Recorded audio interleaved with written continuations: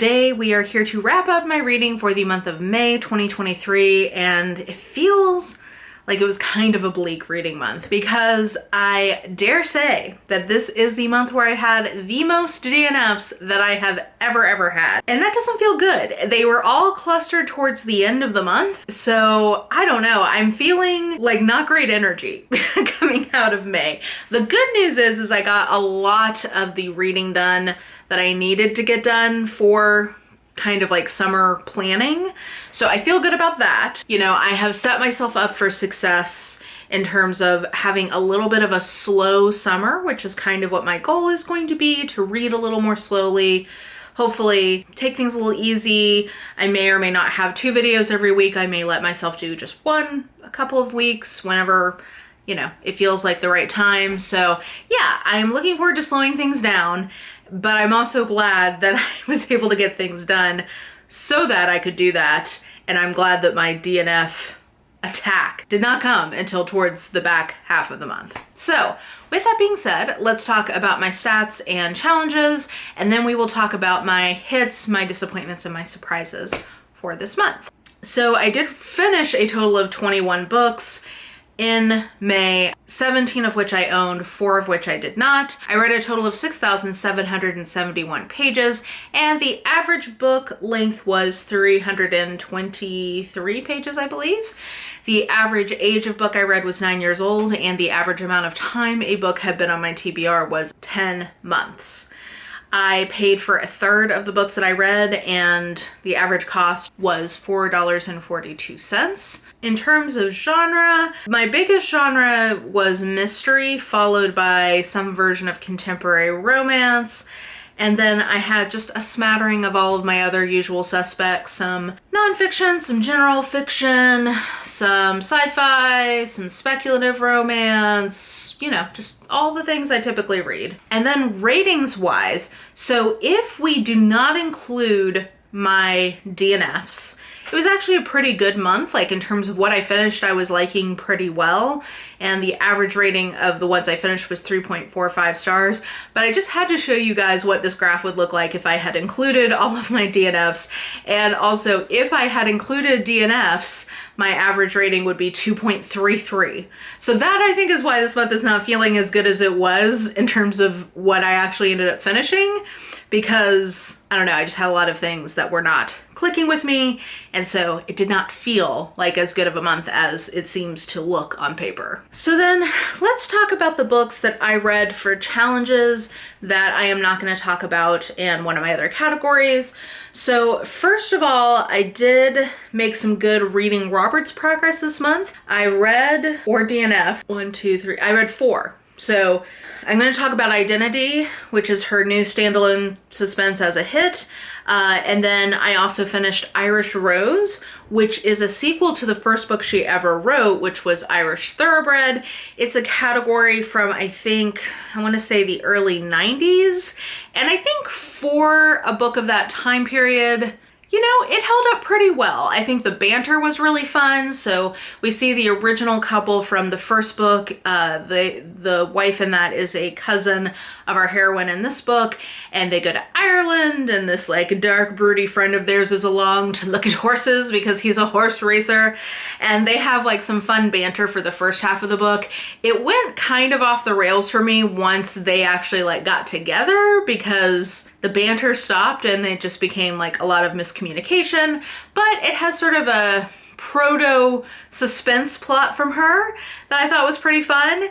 And yeah, I think it was pretty good for a category of that age, I would say. I also enjoyed A Matter of Choice from her pretty well. That one I think is actually from the 1980s and held up even better than Irish Rose did. It has another kind of proto-suspense plot in terms of there's like a smuggling ring being run out of the heroine's antique store, and the hero is an undercover cop trying to catch them. So, you know, there's a little bit of like alpha male BS in it, but overall I thought it was pretty fun, and I actually quite enjoyed that one. I DNF'd This Magic Moment because I could not. I think in my Goodreads review, I think what I said was I had to stop reading this because I could not believe anybody would be attracted to this hero because he reads like an admin of a Reddit magic forum. He was just the worst. I could not imagine anybody actually being attracted to him, and therefore I could not buy the romance, and therefore I DNF'd it. And then, like I said, the fourth one was Identity, which I really, really enjoyed, and we'll talk about that as a hit. So there was that. And then in terms of buddy reads, I had one that we'll talk about in surprises. And then I did a reread with Leanna of The Blade Itself by Joe Abercrombie. And I enjoyed this even more in my reread. I don't know if it's just because I've gotten back in the groove of reading kind of like chunkier fantasy since my first read, but I actually quite enjoyed this. I read it pretty quickly. I will say I diagnosed what about this kept me from continuing in the series originally, and it's that of the three kind of through lines, I'm only interested in one.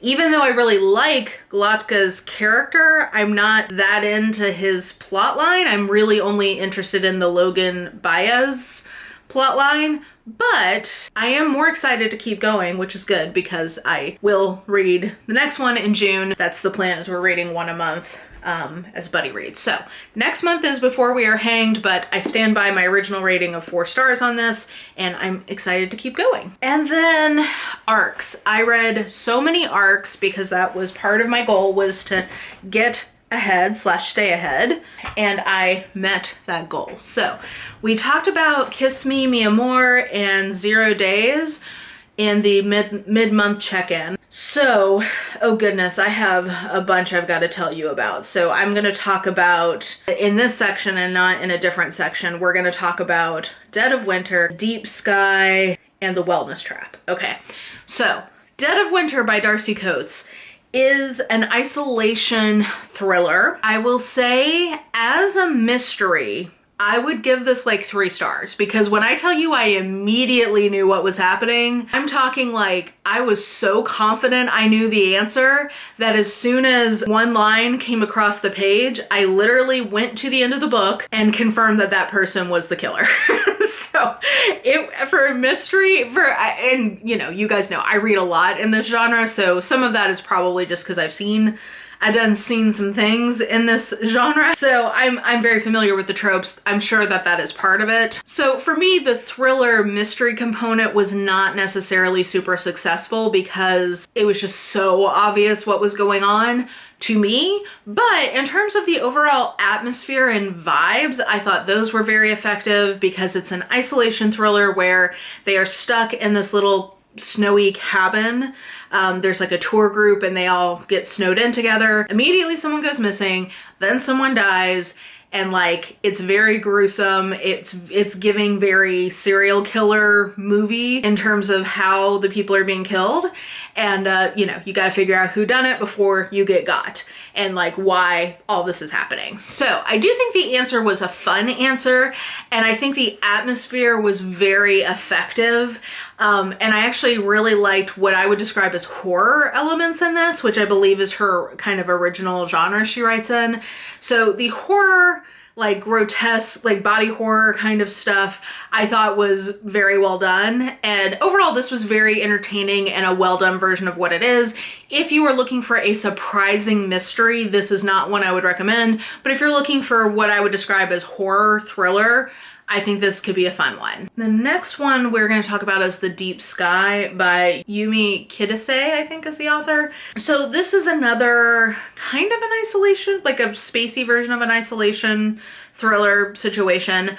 I believe this is a debut, and I think for a debut, it's very strong. I was struggling because when I was ranking, I always rank all of my arcs that I've read, and I was like putting it right around the same level as Resonant Surge with Nalini Singh, and I'm like, well, I liked Resonant Surge a lot better. Should I give this 3.5 stars? And I realized it's basically the opposite situation, which is Nalini Singh would get a 4-star, except that it's a Nalini Singh and it's not as good as what my expectations were, so I gave it a 3.5. And this is probably more like a 3.5, but I think for a debut is very good. So I gave it a 4-star. Does that make sense? So it's just about like relative expectation is driving some of the ratings here. But it is a, hey, you know, we got to try to save humanity. So we are sending a spaceship out to colonize a new planet. And one thing, and I'm not a like super deep sci-fi reader, so I'm sure that this is not unique, but I have not, to my memory, seen a book that had this included before, but I thought this was smart. So they pick only AFAB humans to go on this journey. Only people who can bear children are the passengers of the ship. And then they have a gigantic sperm bank that's like randomized, and that's how they're going to keep the population going. I thought that when I saw that, I was like, of course that's what you would do. That makes so much sense in terms of like maximizing your human yield from the humans you send. Now, I think I would send a couple of, you know, sperm donors along with them just in case something went wrong with the technology if Mara were planning this mission. But anyway, that was a small detail that I was like, that makes so much sense. Anyway, so the whole setup is that there's some kind of like espionage-ish thing happening, because at the very beginning of the book there's this big explosion, people are killed, and they're trying to figure out who, so the explosion like knocks them slightly off course, and they're trying to figure out who would want them to not meet their journey, but then they also need to like get back on track. So I thought that this was a really fun exploration of, you know, the typical things that this kind of book explores, of the meaning of humanity and what it means to like have hope and what we do in the face of incredible odds, like all of that kind of stuff. I think this was a pretty good version of it. Okay, sorry, my neighbor came out. He spends way too much time out front, and it makes me feel awkward. Here we are. Okay, so anyway, I really enjoyed this one. I think it's really good for a debut. It's fun, it's very entertaining, so I believe that comes out in July, and I would definitely recommend people check this one out. The last one before we get into some of my disappointments is The Wellness Trap by Christy Harrison. This is a follow-up to her book Anti-Diet. Both of them deal very heavily with wellness and diet culture, and I am trying to be much more sensitive about the way I talk about that on the channel, so I am not going to get into this very much. I will just say that I gave this less than Anti-Diet because it didn't feel as grounded in its details. I think a lot of the kind of macro ideas of it are a good summary of things that are happening on the internet in terms of discourse around wellness culture, but I just didn't feel like the specifics were as good. So yeah, anyway, I'll just leave that there. I think that some people have some problems with some of her arguments, so also just know that. But anyway, I want to try to not get into the details of that as much and be more responsible and thoughtful whenever I'm addressing those topics. Oh, and the other thing I just realized I didn't tell you guys about, so popping back in. Me and Jess Owens, our podcast, officially launched in May, which was very exciting. We have been working on it since the beginning of the year, but we wanted to have like everything in place so that we could be sure that we had a consistent release schedule for you guys. So the intro and the first 2 full episodes are up. It is called Welcome to Our Open Tabs. I will link it below. There is a YouTube channel for it, so you can subscribe there if you want to get your podcast via YouTube, or it is available on all podcasting platforms at this point. If you would like to leave us a 5-star review, obviously, but if you'd like to leave us a review, please do that. That will help people find it. And we've gotten really good feedback on it. We are having so much fun doing it. It's just us literally talking about whatever random deep dive we are on that week and what is interesting to us. And we always find a way to connect it back to Mormonism, because it just seems like everything ends up connecting to Mormonism. So anyway, we are having so much fun doing that. So if you have not subscribed and that is something that sounds interesting to you, I encourage you to do that. So just wanted to shout that out here towards the beginning. Okay, so then let's start with disappointments. Really, I mean, the disappointments were all of my DNFs, which I'm not going to get into. You'll see a good chunk of them in a different video. That video, I don't know where it's going because of how many DNFs are in it, but it'll be some wacky fun trying to figure out how to edit what all is happening in that video. But anyway, the only real disappointment of things I finished that I wanted to talk about is The Sun and the Void by Gabriela, I want to say her last name is Romero Lacruz. That sounds right. And I'm calling it a disappointment, not because it's bad, but because it just wasn't as good as I was hoping. It's a fantasy, and I just think it was kind of not that memorable. It is, let me try to remember what the pitch was. I think the pitch was something about like a queer fantasy adventure kind of situation. And it just, the pacing felt really, really off to me. It took so long for us to really get into things.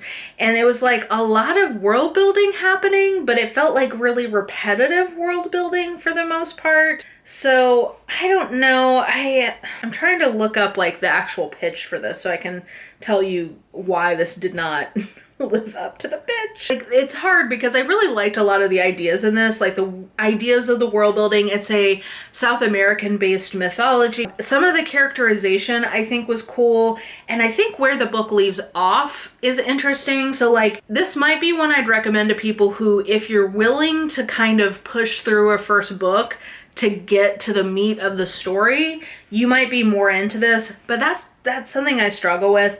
I think that if this book had, oh, that's right, I think it should have had like another editing pass. I think if you had trimmed out like 20% of this book, a much better book would have emerged. It just felt kind of just really saggy in its pacing, and it just kept the tension from being able to really ramp up. Okay, yeah. A sweeping epic fantasy of colonialism, ancient magic, and two young women's quest for belonging. There's like supposed to be a romance for them. There's like the gods walking among us a little bit, which is something that I really enjoy. I don't know. Like there's a lot of like really promising kind of elements of this. It just, for me, did not come together.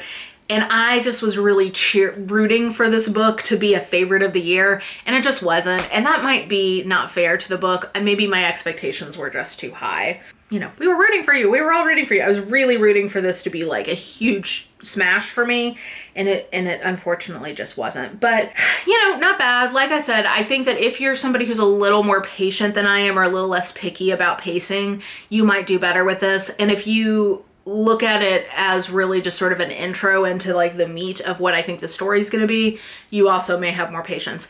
I will also say, I've heard this criticism before, and I'm not from this group, so I can't say if it's like, you know, I just want to offer this up as an item. Thematically, this is a lot about colonialism. I have seen a lot of people saying that they're kind of getting tired of magical stories that are set in African or Latin American, like kind of mythologies or inspired settings, kind of getting tired of colonialism as the theme of those stories. So just know that that is also a big kind of piece of metaphorically what this is doing. Anyway, disappointing to me. Other people may have more success than I did, but alas, that's where we're at. Moving on to surprises. So let's start with the Louise Penny of it all. So I put out a video about books that I thought were overhyped, and I mentioned in it that I thought Still Life was overhyped, which is the first book in this series. And I would say that of all of the books that I talked about in that, probably Still Life was the one that I had the most like strong reaction to. In my discussion of it, I basically said like, hey, look, I didn't hate it, but it's been so hyped up to me as like, oh, Mara, you're gonna love this series. And I just didn't. And I got so many conflicting opinions. I had so many people say like, oh, it doesn't actually get good until book 5. Oh, stop reading after book 15 because then it kind of is not good anymore. Don't read book 2 because the fat phobia in it is absolutely intolerable. You're gonna like this, you're not, like so many. So, okay, so I just was like, you know what? my curiosity is piqued, and I want to read the 3 books that I have on my TBR from Louise Penny, because I want to figure out if I'm going to go the distance with this series.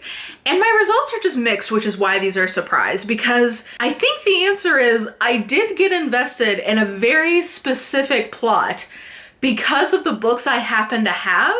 And then that gets resolved in Kingdom of the Blind, at least like what I'm interested in. So I don't need to read anymore. So I'm not reading any more of these books. But okay, here's my findings.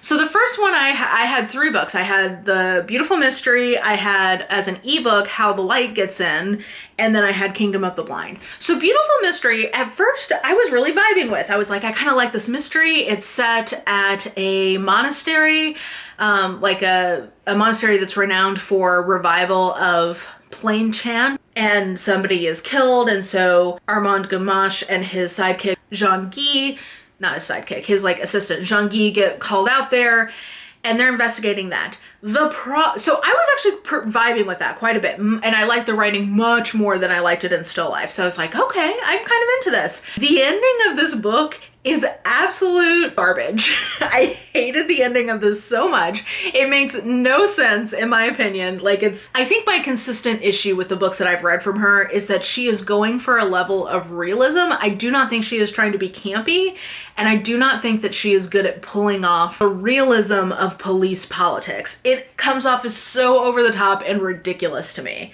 So it's very jarring because I'm like, if this was campier, I could be into this, but I think you think I should take this seriously? Like, these have like small group questions at the end for like book club when you're having a serious book club conversation about these books. It's going for something serious. And for me, the political machinations are absolute trash to me. So that ruined the ending of this book. I gave this 3 stars, but it did intrigue me about where Jean-Guy was in his life. Very intrigued about that. So I was like, okay, I'm gonna keep reading. Where it leaves off with the beautiful mystery picks right back up with how the light gets in, though actually not. There's been like a big time gap, which seems to be a thing. I tried to read how the light gets in. This is where I think I'm just not as charmed by Three Pines as everyone else seems to be.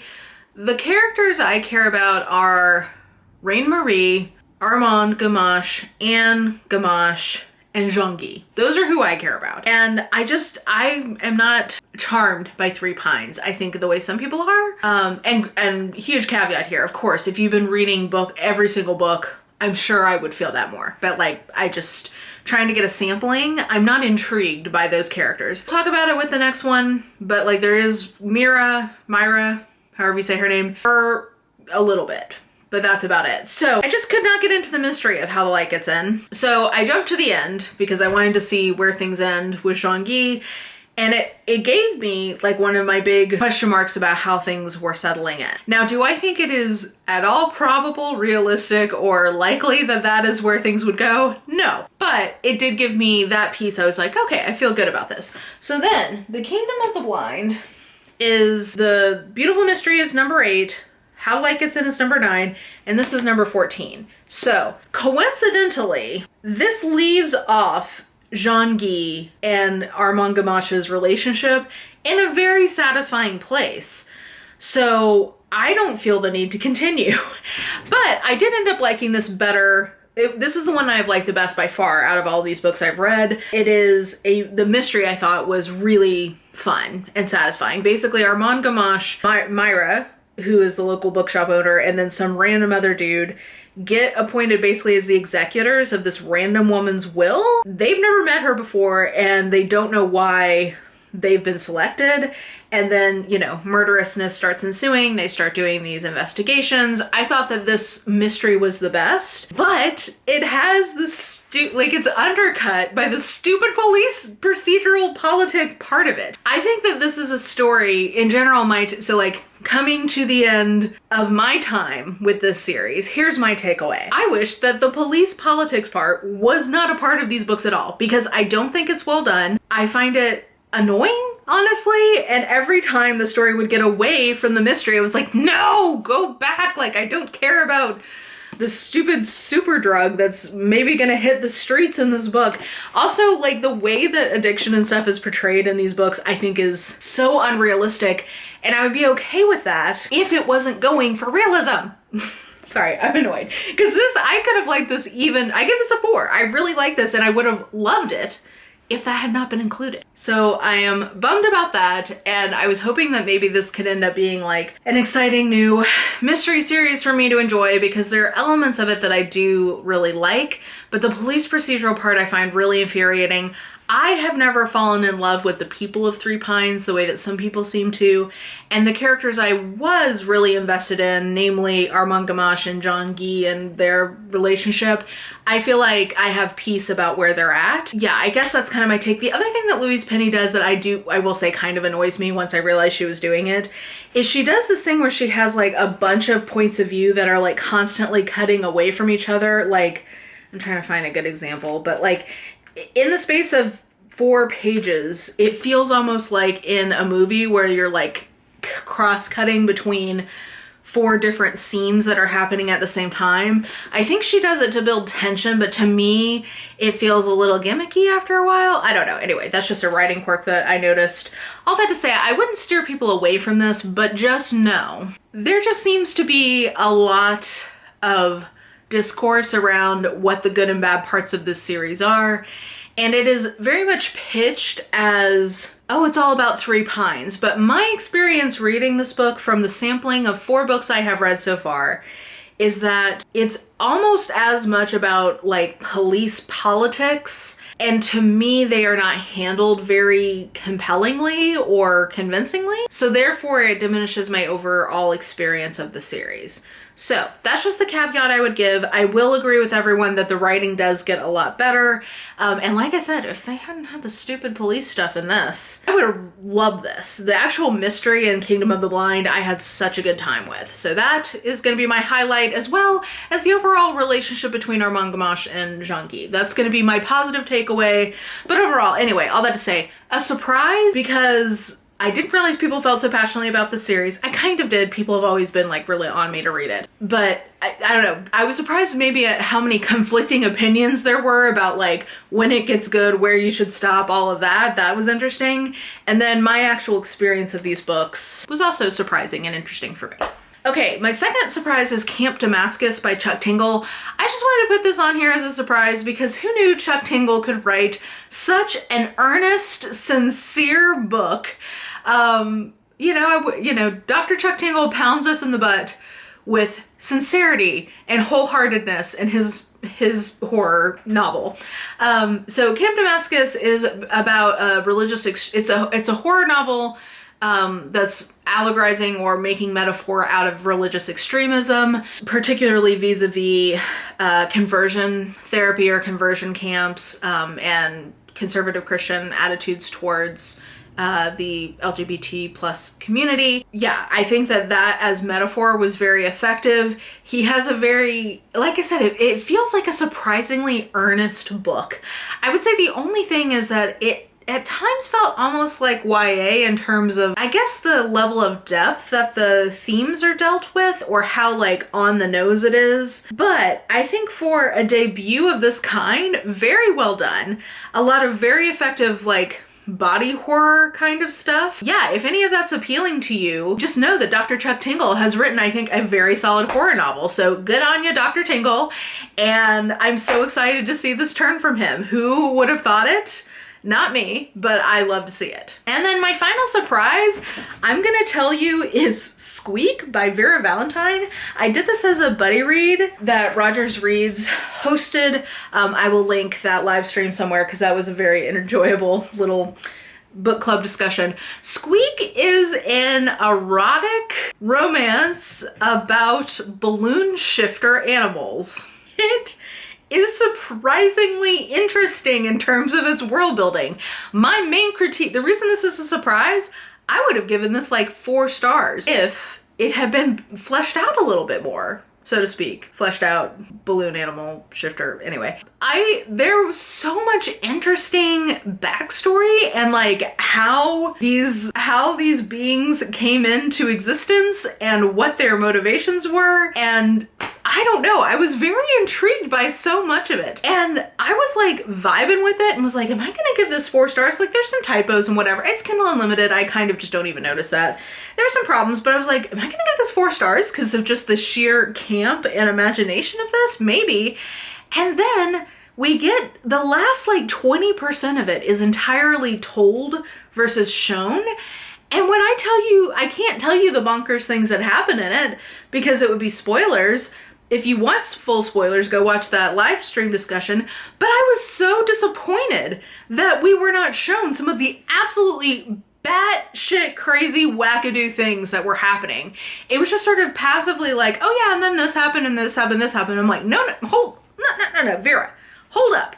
I need details about what you are saying happened. What? What happened? This is insane, but amazing. So I'm just gonna say, surprisingly, Squeak was a very fun read that suffers from being too short and not fleshed out enough. Would not have been my guess as to what my problem with that particular book would be, but here we are. So Squeak was definitely a surprise. And then moving into hits. So first, both of these are 4.5 stars. These are two of the best books I've read this year. I really enjoyed them and really recommend them. Business or Pleasure by Rachel Lynn Solomon. This is the second contemporary romance I have read from her. And she is such a good writer. That's what it boils down to.